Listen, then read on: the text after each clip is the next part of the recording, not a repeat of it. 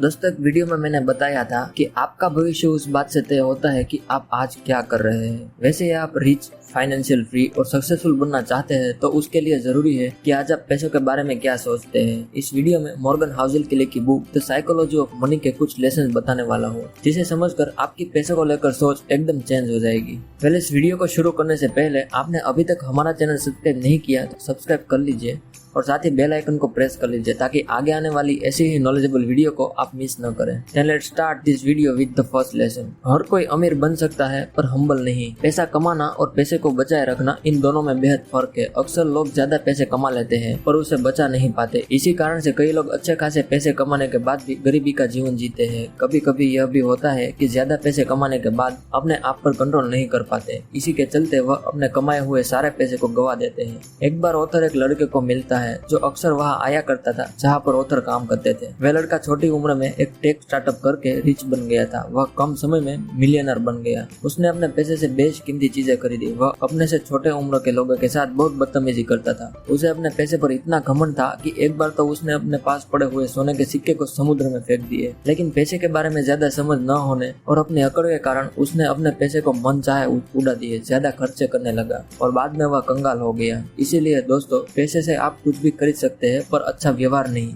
इससे विपरीत Ronald read नाम का इंसान, जिसका जन्म पुअर फैमिली में हुआ था, उसने हाई स्कूल तक पढ़ाई करी। वह एक सरल जीवन जीता था। उसने कई सालों तक गाड़ियां रिपेयर करने का काम किया। बाद में 20 सालों तक फ्लोर सफाई का काम किया। पर सबसे चौंकाने वाली बात यह थी कि जब वह मरा तो उसकी संपत्ति करीब $8 मिलियन की थी, जो काफी चौंकाने वाली बात थी। दोस्तों, ऐसा इसीलिए हुआ कि रोनाल्ड अपने खर्चे के बाद जो पैसा बचता था उसको वह ब्लू चिप कंपनी में लगा देता था। सालों साल के कंपाउंडिंग के बाद 92 साल की उम्र में वह मिलियनर बन चुका था। अब जरा एक नजर डालते हैं उस आदमी पर जो रोनाल्ड रीड से बिल्कुल हटकर था। रिचर्ड फिक्सन मर्लिन लिंच में एक एग्जीक्यूटिव था। उसने हार्वर्ड से MBA किया था।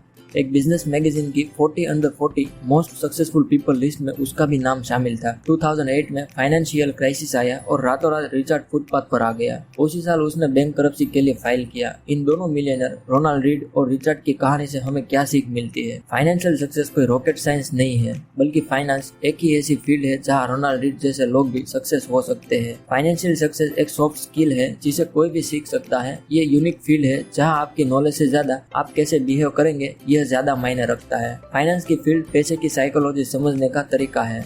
आप चाहे जहाँ से भी हो, जैसे भी हो, पैसा आपका दिमाग बड़ा बना देता है। बस आपको हमेशा अलर्ट रहना है और ध्यान देने की जरूरत है। हर कोई अमीर बन सकता है पर हर कोई हम्बल नहीं हो सकता। लेसन नंबर 2, लालच बुरी बला है। लालच वह बला है जो इंसान को वह कराती है जो उसके हित में नहीं होता। अक्सर लालच में आकर लोग वह भी गवा देते हैं जो उसके पास होता है। लालच से आज तक कोई इंसान अमीर नहीं बना। अधिक पाने की लालच इंसान को अकेला कर देती है। रजत गुप्ता एक गरीब परिवार का लड़का था। 45 साल की उम्र में वे मैकेंजी के CEO बने।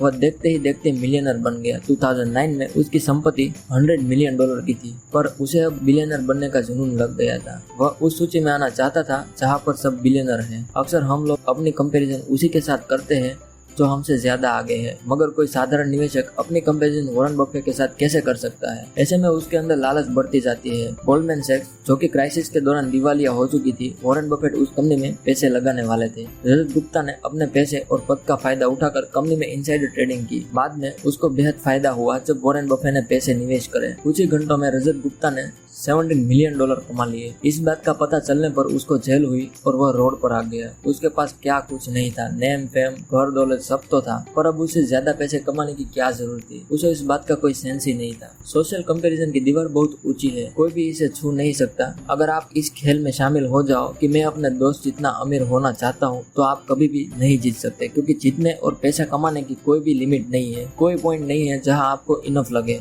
आप सेटिस्फाई फील करें। लास वेगास के एक डीलर ने एक बार कहा था, कैसीनो में जीतने का एक ही तरीका है, घुसते ही बाहर निकल जाओ। दोस्तों, आप जो भी कमा रहे हैं पहले तो उसमें संतोष रखें। ज्यादा की लालच में जो है वो भी चला जाता है। Lesson number 3, the power of compounding. पैसा किसको पसंद नहीं? हम सब चाहते हैं कि हमारे पास अधिक से अधिक पैसे हो, पर ज्यादा पैसे कमाने के लिए निवेश करना जरूरी है और कंपाउंडिंग की शक्ति को समझना जरूरी है। मान लो आपने अपनी एनुअल सैलरी का 10% इंडेक्स फंड में जमा करना शुरू किया और आपकी एनुअल इंटरेस्ट रेट है 10%, तो अगले साल आपके पास आपकी सैलरी का 10% इंटरेस्ट रेट के साथ होगा। फिर आप 2032 तक अपनी सैलरी का 10% 10% जमा करते गए, हर साल आप 10% जोड़ रहे हो और हर साल आपका 10% इंटरेस्ट रेट ग्रो कर रहा है, अगर आप इस पैसे को अगले 10 साल तक नहीं निकालते हो तो आप मिलियनर बन जाओगे। वॉरेन बफेट सिर्फ 10 साल की उम्र से ही इन्वेस्ट करते आ रहे थे। उन्होंने कभी भी अपने इंटरेस्ट का पैसा नहीं निकाला। उन्होंने कई सालों तक ये पैसा जमा होने दिया और अब वो 89 के हुए तो उनके पास $84.5 बिलियन था। यह उनके डिसिप्लिन और 8 दशकों के कंपाउंडिंग का नतीजा था। ऐसे आपके निवेश के पैसे भी मल्टीप्लाई होते रहते हैं। दोस्तों, निवेश कैसे करें और कहाँ करें, इसके लिए हमने एक सेपरेट वीडियो बनाया है जिसकी लिंक आपको आई बटन और डिस्क्रिप्शन बॉक्स में मिल जाएगी। अगर आप जानना चाहते हैं तो उस वीडियो को जरूर विजिट करें। बात करते हैं फोर्थ लेसन के बारे में, जो कि है अमीर होना और अमीर बने रहना अलग अलग है। पैसा कमाना एक बात है, पर उसे बनाए रखना अलग चीज है।